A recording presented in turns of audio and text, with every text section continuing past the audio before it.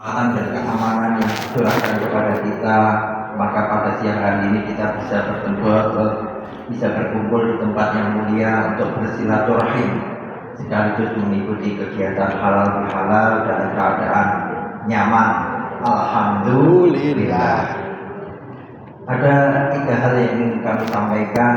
Yang pertama, bahwa kita bersyukur di tengah-tengah situasi dunia yang tidak sedang baik-baik saja, kita diizinkan Allah Subhanahu wa Ta'ala untuk menuntaskan amaliyah di bulan suci Ramadan, yang mana di siang harinya kita melaksanakan kewajiban puasa Ramadan 1 bulan penuh.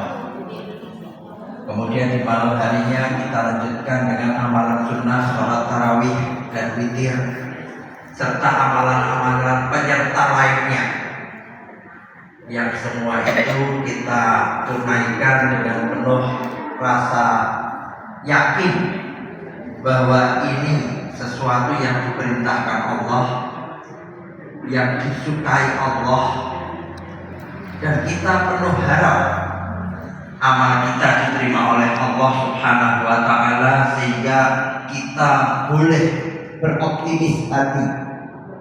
Semoga amalan-amalan yang kita tunaikan itu menjadi wasilah kita mendapatkan ampunan Allah Subhanahu wa Ta'ala, sebagaimana yang disabdakan oleh baginda Nabi Muhammad SAW, "Man shoma Ramadhana imanan wa ihtisaban, ghufira lahu ma taqaddama min dhanbi." Barang siapa yang berpuasa Ramadan karena iman dan berharap balasannya semata-mata dari Allah, akan diampunilah dosa yang telah lampau.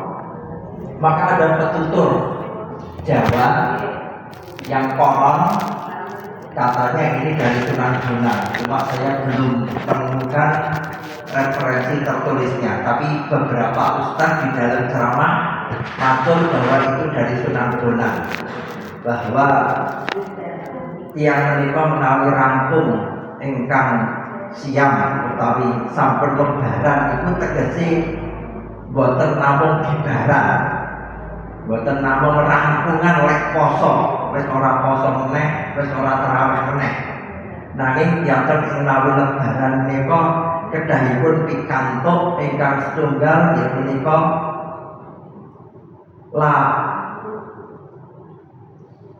ingkang setunggal ya menika lebur dosane, lebur dosane, diputihkan, dihapuskan dosa-dosanya, sebagaimana tadi hadis yang telah kami ucapkan. Yang kedua, ingkang nomor kalih inggih menika luber ganjarane, melimpah pahalanya, karena sebagaimana disebutkan di dalam hadis bahwa amalan-amalan yang ditunaikan oleh para mukmin di bulan Ramadan dilipatkan pahalanya. Satu amalan dilipatkan 10 kali lipat, sementara amalan-amalan sunnah diangkat derajatnya oleh Allah Subhanahu wa Ta'ala setara dengan amalan yang wajib, sehingga menjadi meluap luber ganjarannya. Terlebih jika kemudian ketika di bulan Ramadan kita dapat lepasi, kita dapat berjumpa malam Lailatul Qadar yang ketika itu kita isi dengan ketaatan, sehingga kebaikan dari amalan yang kita kerjakan pada malam Lailatul Qadar di sisi Allah Subhanahu wa Ta'ala bobotnya itu jauh, bukan setara, khairum min itu lebih baik daripada 1000 bulan, bukan setara nilainya 1000 bulan, tapi lebih baik. Sehingga kemudian kita berharap luber ganjaran. Nah, yang ketiga kemudian baru labur iman, ibadah lan akhlak. Terwarnailah iman, ibadah dan akhlaknya. Imannya semakin kokoh, sebagaimana ketika Ramadan ya, kita begitu hati-hatinya, meskipun suami, istri, anak tidak melihat kita malam atau sebelum subuh sahur bersama keluarga, lalu kemudian pagi berangkat kerja, mungkin kerjanya di luar kota Solo misalnya. Nah, itu kalau kira-kira mampir sahapan meneh itu ya istri tonggone ya udah ngerti kan gitu. Atau ketika pulang dari kerjaan jam 2 siang panas-panas mampir es teh jumbo ya, nanti sampai rumah ya wes garing meneh lambene ya udah ngerti. Tapi kita tidak melakukan itu. Kenapa? Karena kita sedang dalam keadaan apa? Peningkatan keimanan ketika kita berpuasa. Jangan sampai kita merusak puasa kita. Jangan sampai kita membatalkan puasa kita dengan hal-hal yang seperti itu. Nah, harusnya kemudian dengan kemampuan seperti itu, iman kita menguat yang pasca Ramadan ini kemudian tetap terbawa dalam perjalanan hidup kita, sehingga tadi ya terwarnailah ya labur iman ibadah lan akhlak, terwarnailah iman ibadah dan akhlak budi pekertinya. Maka kemudian setelah Ramadan berlalu, harusnya kemudian kita ini meskipun sudah boleh kembali untuk makan minum seperti jadwal biasanya, tetapi kembalinya kita jangan diikuti dengan kebiasaan-kebiasaan yang sebelum Ramadan. Sebelum Ramadan, suka bersulo, suka ngomel, suka caci maki atau miso-miso, balik lagi kumat. Ramadan wis apik-apik, seneng gemar berinfak sedekah, tiap berangkat ke masjid misalnya tarawih atau subuhan sambil mendengarkan kultum, nyemplungi kotak yang kultum, tapi begitu Ramadannya rampung balik sekile kumat meneh. Nah, ini sering juga yang terjadi. Maka ibarat kemarin setelah pandemi ada istilah apa? New normal. Kita kembali kepada kehidupan normal yang baru. Kita ingat habis pandemi kemudian kita apa? Rajin cuci tangan.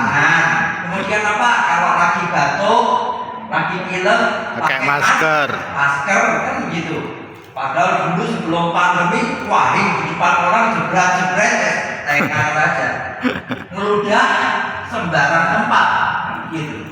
Nah, new normal ada apa?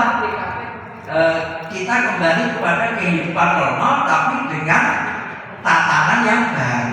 Nah, begitu juga setelah Ramadan selesai, harusnya kita juga kembali tadi kepada jadwal kita bebas makan, bebas minum seperti sebelum Ramadan, tetapi iman kita, kemudian semangat ibadah kita dan perilaku kita menjadi lebih baik. Berkat apa? Tarbiyah Ramadan. Harusnya seperti itu.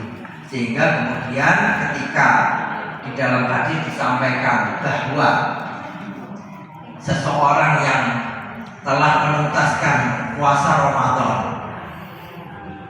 hapuslah dosa-dosa yang lampau dari Allah atau hubungan dia dengan Allah, sebagaimana dia dilahirkan dari rahim ibunya. Itu bukan hanya sekedar dimaknai terbebas dari dosa, tetapi ini adalah kelahiran kembali dalam kondisi yang harusnya dia dapat mengisi catatan berikutnya dengan lebih baik. Nah, maka kemudian saya sering menggunakan istilah, sebenarnya ketika kita Ramadan berakhir setelah Idul Fitri itu, kita dirilis kembali, diri kita ini diterbitkan kembali dalam versi upgrade yang lebih baru. Ya, kalau HP jenengan saat ini rata-rata masih Android 16 yang terbaru, ini sebentar lagi yang di pasaran mulai besok Mei, karena kan kemarin versi uji cobanya Maret itu kan sudah muncul ya, versi yang 17 ya, Android 17 sudah muncul. Kemudian versi yang di pasaran ini mulai nanti bulan Mei biasanya itu sudah rilis yang terbaru. Kalau jenengan mungkin pakai HP yang sekarang edisi atau versi 16, mungkin nanti bulan Juni atau biasanya kemudian Agustus itu sudah ditawari mau update untuk naik ke versi 17 atau tidak. Tapi kalau Androidnya jenengan masih Android 12 atau 13 kayaknya nggak dapat. Ya, karena biasanya dibatasi hanya 5 tahun itu kalau HP yang kelas atas. Naik kelas yang sewu, maupun ya HP 1 juta, 2 juta biasanya update-nya cuma dapat sekali atau 2 kali. Nah, itu barang saja diupdate. Padahal ini hanya kita pakai beberapa tahun. Nah, diri kita ini kan sampai mati, sak jebole. Maka kemudian subhanallah Allah memberikan kesempatan kita untuk mengupdate diri kita, mengupgrade diri kita, memprogram ulang diri kita melalui Ramadan. Maka setelah Ramadan berakhir, harusnya kemudian kita muncul dalam versi diri kita yang lebih baik.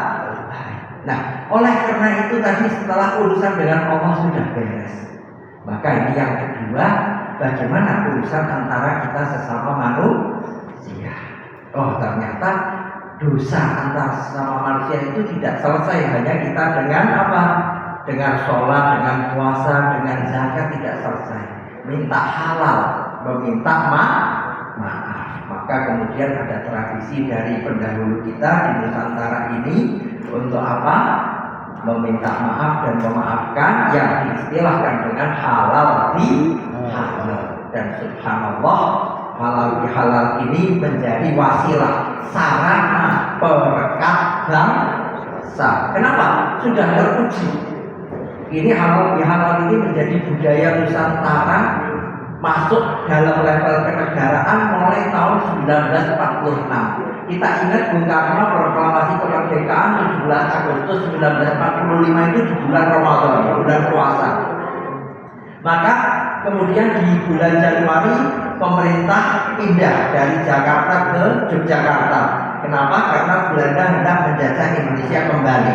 Nah, ketika di Yogyakarta ini nampak elemen-elemen pergerakan untuk mempertahankan perjuangan kemerdekaan ini ada gesekan satu dengan yang lain. Kenapa? Karena partainya berbeda, ada sebagian asal usul suku bangsanya berbeda dan lain sebagainya. Intinya ada muncul bahasa kita itu pelirik-pelirian. Bung Karno merasa gelisah dengan ini. Kita menghadapi Belanda melalui nikah mau menjajah Indonesia kembali, tetapi ternyata sesama kita kurang kompak. Matur kepada Mbah Kyai Wahab Hasbullah. Nah, itu kemudian bahwa Hasbullah memberikan solusi. Sudah, setelah Lebaran nanti kumpulkan, gelar open house, adakan halal bi halal. Presiden sebagai pemimpin ketika itu yang mendahului untuk matur kepada menteri dan lain sebagainya, sebagai pemimpin belum bisa menjalankan fungsinya dengan maksimal karena situasi. Ya, maka meminta maaf, nyelondong bahasa Jawanya, dan meminta agar dimaafkan dan sebaliknya. Sehingga kemudian setelah itu dilakukan, suasana menjadi cair. Semakin solidlah kita bisa mengatasi clash atau agresi Belanda pertama, agresi Belanda kedua, lalu kemudian di bulan Maret tahun 49 merebut kota Jogja, menduduki berapa jam, sehingga kemudian luar negeri akhirnya mengakui kemerdekaan Indonesia, alhamdulillah. Dan ini teruji lagi di dalam sejarah tahun 90-an. Kita kenal dulu ada negara besar namanya Uni Soviet beruang merah, ya. Negara yang diberdirikan melalui revolusi tahun 1917. Kekaisaran Rusia runtuh, lalu kemudian berdiri Uni Soviet dengan mencaplok negara-negara sekitarnya. Jadi sebuah negara besar ditegakkan dengan kekuatan militer. Tapi di tahun 90-an ambruk, ambiar jadi 14 negara. Di antara sekarang ya Rusia, Ukraina, Kazakhstan, Kirgistan, Turkmenistan, Uzbekistan dan lain sebagainya. Ambiar. Ya, yang lain lagi Yugoslavia. Presidennya dulu di tahun 60-an Josef Broz Tito. itu ketika bertemu dengan Bung Karno, karena akrab dengan Bung Karno itu dia membanggakan, saya tidak khawatir terhadap negeri saya punya jenderal